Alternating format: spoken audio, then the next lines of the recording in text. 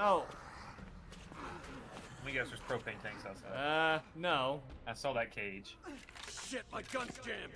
Well, unjam it. Give me your gun. He shoots her.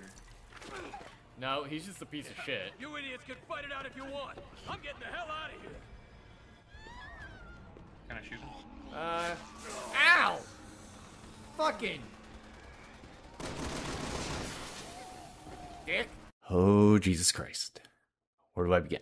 Resident Evil is a series that has prided itself on survival horror. You know the staples: limited inventory, movement, and resource management, puzzles, unnerving atmosphere, and diegetic storytelling by notes left behind. It was a slow burn that ended with a typically chaotic and explosive finale with a Tyrant-class POW. Then again, Resident Evil has also gone through a few phases as time has progressed. The first couple games, let's call this the fixed camera era. The environments were typically pre-rendered and went full in with the survival horror mechanics mentioned before. The best direct competitor was the Silent Hill games by Konami. Hopefully it's just bugs down here, no nurses. Ah, man. Why'd I say that out loud? Fuck. Though this era also led to a lot of experimentation. Aside from the original trilogy, there was the Outbreak games, Code Veronica, and a whole bunch of side games that acted as a sort of shotgun to see what worked and what didn't. And then Resident Evil 4 came out, which began the over-the-shoulder era. It changed the gaming scene entirely with how innovative the over-the-shoulder third-person camera was. While it may be a novelty today, it was directly responsible for Dead Space and Devil May Cry. While Resident Evil 4 still had inventory management and some puzzles, it was less horror and more action-focused. Gone was the limited inventory slots and the grid-attached case, which kept in the spirit of the series but wasn't the primary focus. Cheesy of a story it was, it still lended to great gameplay and moments that are still talked about today. Then came Resident Evil 5, which was pushing the action above the horror element the series was based on. Gone was the horror atmosphere with mere elements of it. Inventory management was relegated now to 9 slots that included weapons, ammo, and healing. More aggressive enemies lend to more aggressive play, attempting to recapture the lightning in a bottle that RE4 was. It mimicked some of the opening act. It was also the first game to integrate co-op rather easily. While Outbreak held that title first and foremost, RE5 made it popular, and it was preferred over the brain-dead AI partner that acted better as a pack mule than a partner in the story. Which leads us to the last game in the over-the-shoulder era, the one that jumped the shark, both figuratively and literally. The horror elements are all but gone. The action turned up to 13 in every conceivable area. Story is a mess with no clear direction aside from the fucking insane. So let's talk about Resident Evil 6. The game starts with the introduction, which takes place in Leon's campaign. It serves as a tutorial of gameplay changes, including the melee system, which we'll delve a little deeper into later on. This also introduces a mechanic that is a detriment to this entire game, and that's the QuickTime events. This entire game is littered with them, but we'll get there. The prologue ends with escaping a chaotic explosion, crashing a helicopter, and ending with a vague villain that isn't shown, but Leon clearly knows who they are. That would be explained in Leon's campaign later. There are 7 characters to play throughout the story. Well, 8, but we'll get into that later. For now, let's move on. The music, I mean, what's there to say, really? Most of the tracks, aside from the opening theme, are just downright forgettable slop. There really isn't any emotion or love to any of it, and hold on. Oh, that's why. There are 3 sets of artists, but the 2 named ones, Thomas Parrish and Laurent Ziolani, their track record isn't exactly groundbreaking. Just a glance at their record shows mostly generic background music being their forte. I shouldn't give them too much crap, though. They tried their best to make background music that fit the tense and action-based nature of the game. Though, given the overall reputation of the game itself, I can say they tried. The other artist being the Capcom sound team, which they made some decent tracks, but the one that comes to mind is the Invasion into Darkness track, which plays during the character picking screen.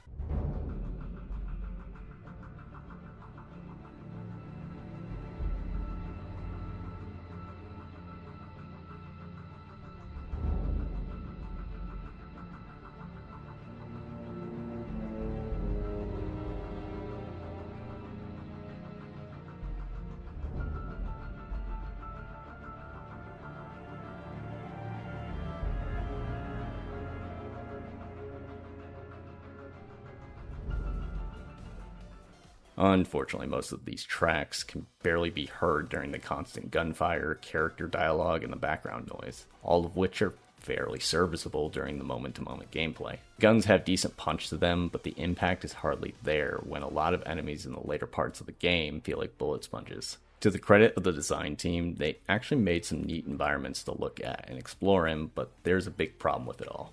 It's all over the fucking place.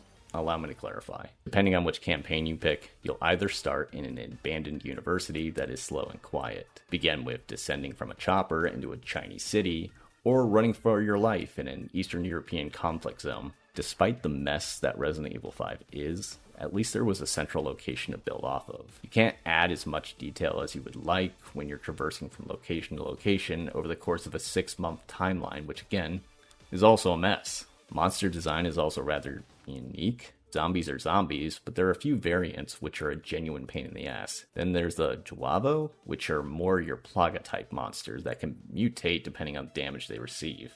The gameplay was also the largest departure from the series as a whole, going from the slow and deliberate to batshit insane. It took about 10 different games before the idea of tank control was a thing of the past. This is the first Resident Evil game that embraced a more fluid movement style. You can roll, dive, transition to shooting with ease. The melee system is used to perform quick shots to stun an enemy. You can also perform melee attacks against enemies and do follow-up attacks as well. Right before you get hit as well, you can do a counter, typically for an instant kill. However, there is a limit to it with a stamina bar below your health, which drains with each special action. Should you do too much in a small amount of time, then there will be a longer recharge time. The inventory system, it's non-existent. There are a set number of slots for ammo and healing items. All weapon slots are already predetermined with ones you find as the game progresses. Key items no longer take any space and are separate altogether. The healing system is also sort of strange. There are initially 6 blocks of health you get.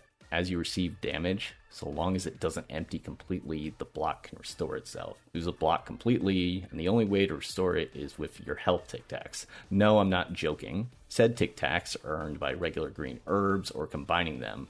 3 greens will net you 6, or 1 green and red, which, once combined, have to be put into your Tic Tac case, which also has a set limit of how many can be stored. You can also perform a full heal by using a first aid spray, but a valuable item like that is rare. As you play through the game and defeat enemies, aside from getting items, you also receive points, which are accumulated throughout each level. They can also be found by breaking boxes and crates. All items and points found with a co-op partner are separate loot pools as well.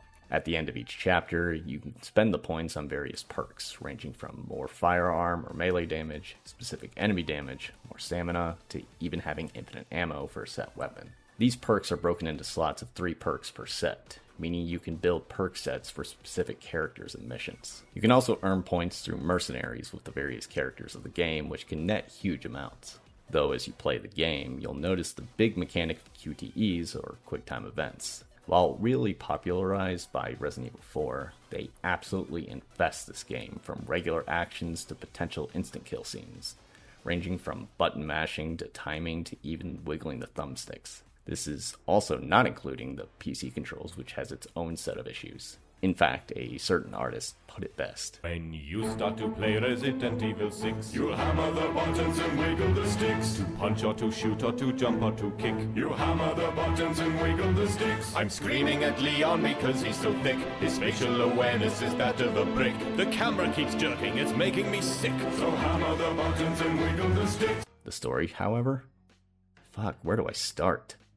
The entire plot is spread over the course of 6 months, told from 4 different perspectives. You won't get the whole story unless you play through all 4. Leon and Helena will typically be most people's first set of characters, and goes from Tall Oaks in the United States to China, where they're fighting to uncover a conspiracy deep within the US government. Chris and Piers is more action-focused, and goes between the Indonesian Civil War and China, focused more on the BSAA perspectives during the crisis. Jake and Sherry, which has a pursuer enemy from the start, follows them from Edonia to China, children of both Albert Wesker and William Birkin. It's a more personal story of their powers being exploited by powerful entities. Then finally, Ada's story that ties the other 3 all together, more solo-focused by design, though they patched in a generic agent character because her campaign was far too difficult for a lot of people. I'll break down these stories in a little more detail, so if you don't want spoilers, go to here. You're still here? I guess you really do want to hear the story. I'll be weaving the different characters from each story into it to compile a more focused narrative here. Everything starts with the Edonian Civil War, which has Chris and Piers with the BSAA deal with an outbreak of Joavo in the region, along with mercenary forces. All the while, Sherry Birkin, now a government agent, finds Jake Mueller, or Albert Wesker's son. Sherry and Chris's story intersect as the two meet before a battle of two large BOWs. Sherry and Jake head off in a helicopter, but are intercepted by their new pursuer, Ustanak. They crash and hide out in the mountains looking for data before an avalanche forces them into a cave. Ustanak has a battle with the pair before the two are captured by Neo Umbrella forces. No, I didn't make that organization up. Circle back to Chris and Piers. Their search leads them to Ada Wong, who infects most of Chris's team. Chris gets injured and goes AWOL afterwards. Many months later. Fast forward 6 months and the Tall Oaks incident happens with the C virus. President of the United States gets infected, shot by Leon, to which Helena, who happens to be there, tells Leon that she has answers to the outbreak, which leads them to a cathedral and to an underground lab in ruins, which implicate the National Security Advisor Simmons in the death of the president. Leon and Helena are also advised that China is also experiencing a C virus outbreak as well. The pair fake their deaths and head to China where Simmons is. All the while, Chris, who has amnesia, is brought back by Piers into active service, and the two of them respond to the China outbreak. After some running around and explosions, Chris gains his memory about Ada Wong and her treachery. He puts out an APB on Ada to hunt her down in China.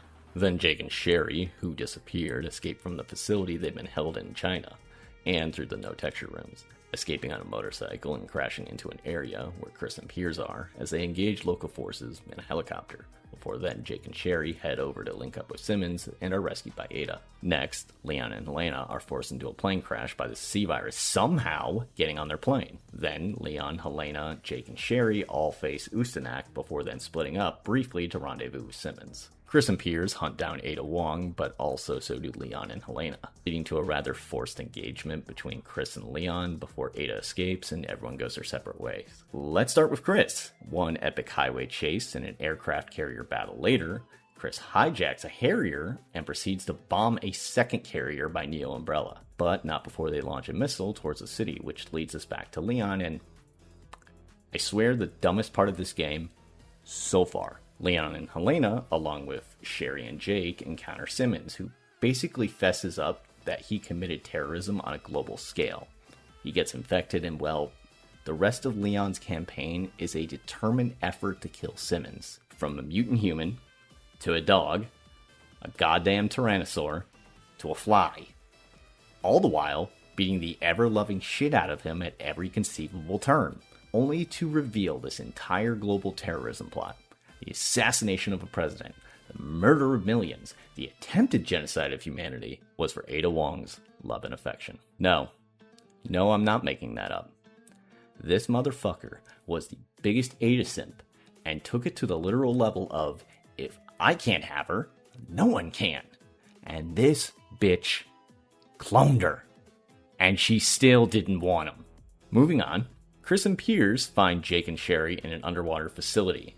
Chris confesses to parricide to Jake and the two split. The BSAA fights a giant BOW that will basically infect the globe. Piers gets infected and gains god and anime power. Chris escapes as Piers self-sacrifices, leading him to returning to the BSAA with renewed purpose. Chris, that is, anyway. Meanwhile.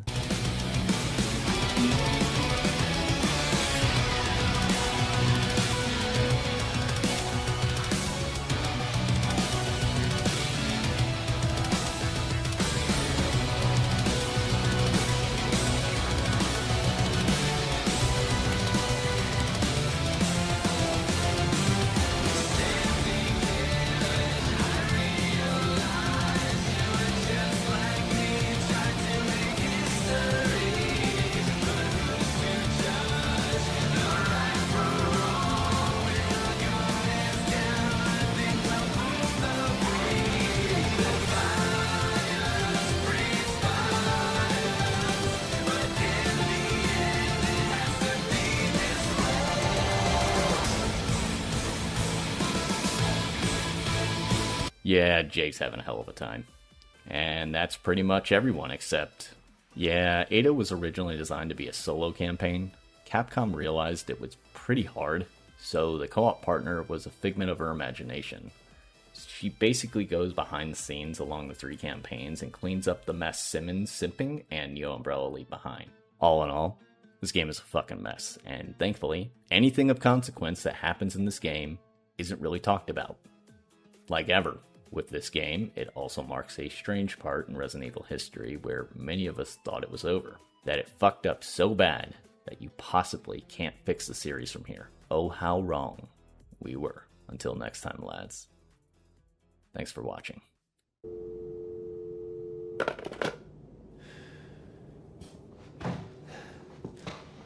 Welcome to the family, son.